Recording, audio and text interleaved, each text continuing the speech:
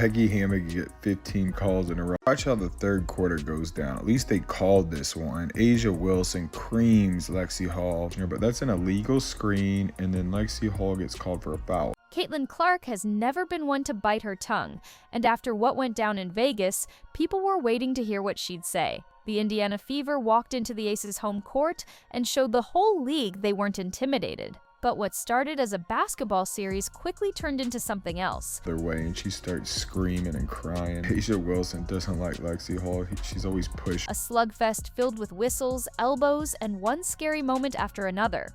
And right in the middle of it all was her teammate, Lexi Hull, who fought through pain that would have sidelined most players. When A'ja Wilson came charging in, sending Hull to the floor yet again, the question wasn't just about the foul count. It was about respect. But yes, I've been on the ground a little bit more this series so far, but we just keep getting back up, so. And Caitlyn wasn't about to let that go unnoticed. Game 1 already sent shockwaves through the league. Everyone wrote the Fever off before tip-off. The defending champs hadn't lost at home in forever, and Indiana was down multiple players. Yet they didn't just hang around. They smacked Vegas by double digits. Yeah! Big time go! Big time go! Hell yeah!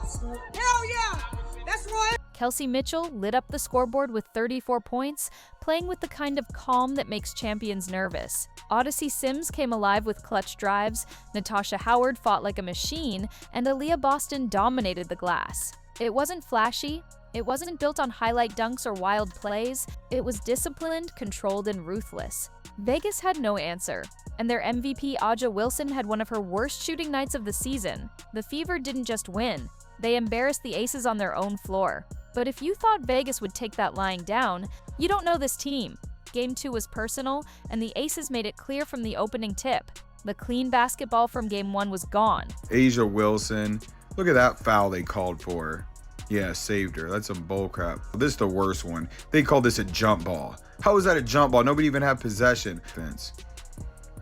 Look at that. Another foul. This was body slamming, arms grabbing, and players sent flying every possession. 41 fouls were called, 16 in just the third quarter. That wasn't basketball. That was chaos with a scoreboard attached. The refs let things spiral until the game felt more like a wrestling match than a playoff battle. Stephanie White, usually calm, couldn't hide her frustration. "It's hard to find rhythm when there's a foul every 10 seconds," she said afterward, and she wasn't wrong. Indiana thrives on flow, fast breaks, sharp passes, movement without the ball. But every time they tried to run, the whistle cut it down. In the middle of this storm was Lexi Hull. Let's be clear, she shouldn't even have been out there. She hurt her back in Game 1 and was listed as questionable. Most players would have sat. She didn't, taped up and sore. She went out there knowing full well Vegas would test her, and test her they did. Every cut came with a bump. Every screen ended with her on the floor. But Hull didn't break. She fired back with 5 three-pointers, tying a Fever playoff record. Each one was a punch to the Aces' ego. By the time the fifth went down, you could see the look on Vegas players' faces. They couldn't shake her. Afterwards, she admitted she was still sore, but added, "We just keep getting back up." That's not just toughness, that's defiance. And Caitlyn Clark, watching from the sidelines, made sure the world understood what that meant. To her, Hull wasn't just another teammate hitting shots. She was proof that Indiana wasn't backing down, no matter how dirty it got. Caitlyn has talked all season about resilience, about taking hits and responding with poise. So when she was asked about Lexie's night, she didn't sugarcoat it. She praised her teammates' fight, pointed out how unfair the physicality had been, and reminded everyone that the Fever weren't going anywhere. For Caitlyn, this wasn't just about one foul or one rough game. It was about a pattern. She's seen it all year, hard fouls, cheap shots, and whistles that never seem to land in Indiana's favor. And yet, the team keeps getting back up. That's why she framed Hull's performance as something bigger than stats. It was a statement of identity. You can push us down, but we're getting back up. Every single time. While Hull was hitting bombs from deep, Odyssey Sims was carving her way through traffic like a veteran who's seen it all. She finished with 18 points, but that number doesn't tell the story. Every bucket came through bodies, through contact, through chaos. She didn't get the whistles, but she still got the job done. And then there was Aaliyah Boston. 10 points, 13 rebounds, and about 50 bruises. Every possession she fought for was a war in the paint. She boxed out with arms wrapped around her, pulled down boards with defenders climbing over her back, and still stood tall. That's what Caitlyn pointed to when she spoke afterward. She didn't just talk about Lexie. She made sure to highlight Sims, Boston, and the whole team's grit, because that's the Fever's DNA. They take hits, they respond, and they don't flinch. Meanwhile, Vegas strutted out with their numbers. Aja Wilson racked up 25 points, 9 boards, 5 steals. On paper, it looked like domination. But if you watched the game, you saw the truth. Most of those points came from sheer muscle and whistles that cut Indiana's knees out. She bulldozed her way to the line, and the refs handed her free throws like candy. It wasn't just Wilson either. The Aces made sure Kelsey Mitchell, Indiana's Game 1 hero, never had space. She was hounded from the moment she touched the ball, double-teamed, bumped, elbowed. It was relentless. From 34 points in Game 1 to just 13 in Game 2. Not because she forgot how to score, but because Vegas made sure she had no room to breathe. Caitlyn didn't hide from that either.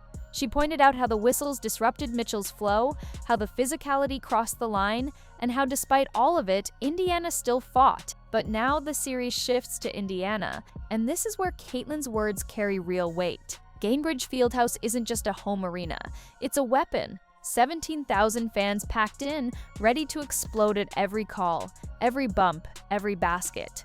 Vegas used the Vegas crowd to fuel their chaos in Game 2. Now it's Indiana's turn. Caitlyn has said it before. Our fans show up and show out. And she's right. In Indy, the Fever don't just play with skill, they play with energy amplified by thousands of voices. Every shove on Boston will echo with roars. Every foul on Hull will be met with chants. The officials won't be able to look the other way when the crowd is demanding fairness.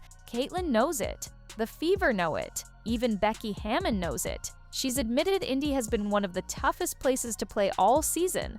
That's why Caitlyn's response isn't just words, it's fuel.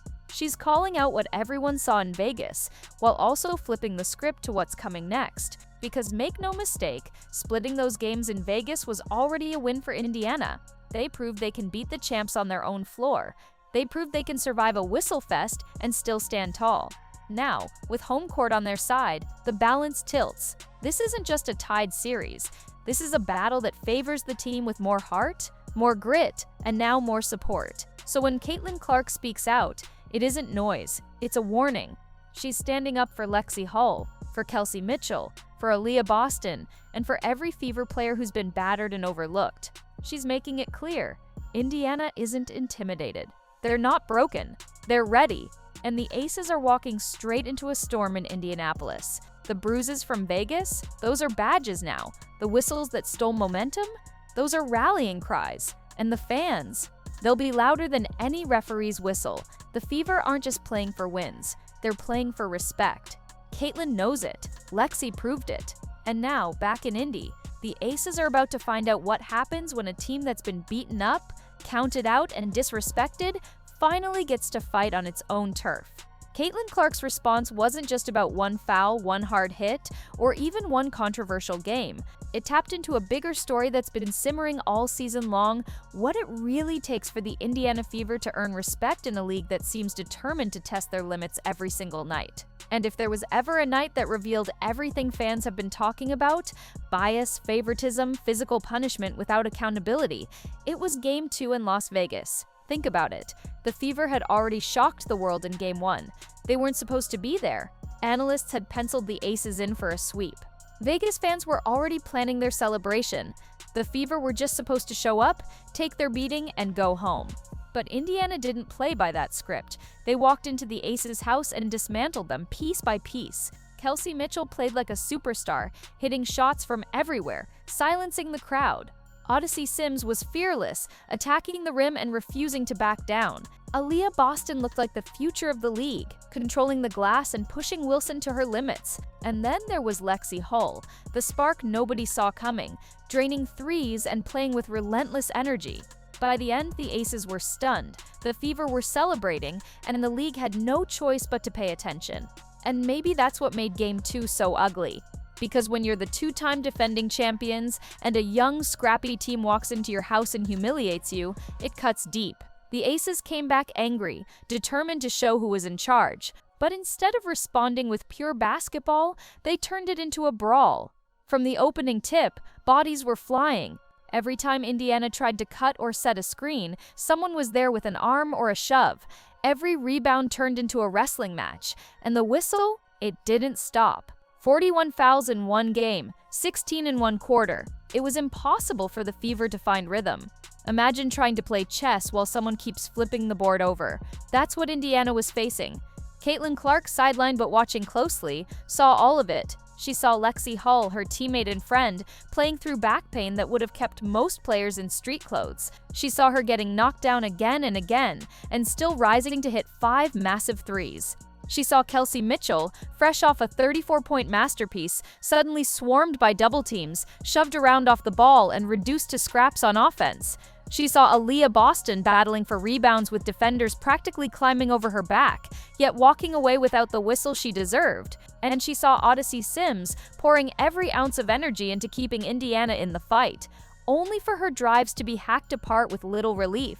For Caitlyn, it wasn't just about bad calls. It was about fairness. It was about respect. When reporters asked her about the game, she didn't rant or lose her cool, but she didn't stay silent either.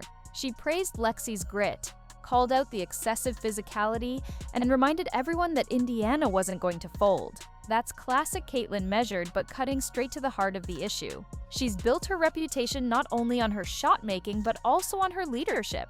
Even while sidelined, she has this way of setting the tone. If Caitlyn says the Fever aren't backing down, fans believe it, and so do her teammates. And make no mistake, the Aces heard it too. But let's step back and really appreciate what Lexie Hull did that night, because it's easy to overlook when the headlines scream about Aja Wilson's stat line. This was a player with a back injury, taped up, sore, barely cleared to play. She had every excuse to sit out. Instead, she walked onto the court and tied a playoff record for threes. She didn't just survive, she delivered. That's toughness you can't fake. And Caitlyn, sitting there watching, made sure the world knew it. She didn't frame Hull as just a role player doing her job. She framed her as the embodiment of what the Fever stand for: resilience, fight, and refusing to be intimidated. And think about the message that sends to the rest of the league. The Aces threw everything at Indiana in Game 2. Elbows, whistles, chaos. And yet the Fever never broke. Yes, Vegas won the game, but they didn't crush Indiana's spirit. In fact, they may have done the opposite. Because now, heading back to Indianapolis, the Fever have battle scars they can turn into fuel. Caitlyn's words weren't just commentary. They were a rallying cry. They told the fans, "This is our identity. This is who we are." And if you've ever been inside Gainbridge Fieldhouse when that crowd gets going, you know exactly how powerful that can be. Home court changes everything. In Vegas, the whistles were swallowed or leaned one way, while the crowd roared in approval. In Indianapolis, every bump, every shove, every missed call will be met with thunder. Officials can't ignore that. Becky Hammon herself admitted Indy has been one of the hardest places for her team to play, and Caitlyn knows it. That's why she emphasized the role of the fans, saying they show up and show out. She's setting the stage for something bigger. She's telling everyone, teammates, fans, even opponents, that Game 3 is going to be different. And let's be honest, the Fever are already ahead of schedule. This was supposed to be a rebuilding year. They weren't supposed to take down champions or make headlines in the playoffs, but here they are standing toe-to-toe with the league's best, surviving foul fests and still striking fear. Caitlyn's response matters because it reframes the narrative. Instead of being victims of bad officiating, the Fever are fighters, rising above it. Instead of being just the team with the injured rookie, they're the team that refuses to quit. Now imagine what happens in Game 3. Kelsey Mitchell, embarrassed by her Game 2 numbers, walking into Gainbridge with fire in her eyes. Aaliyah Boston feeding off the roar every time she pulls down a rebound. Odyssey Sims attacking the rim with even more confidence, knowing the crowd is behind her.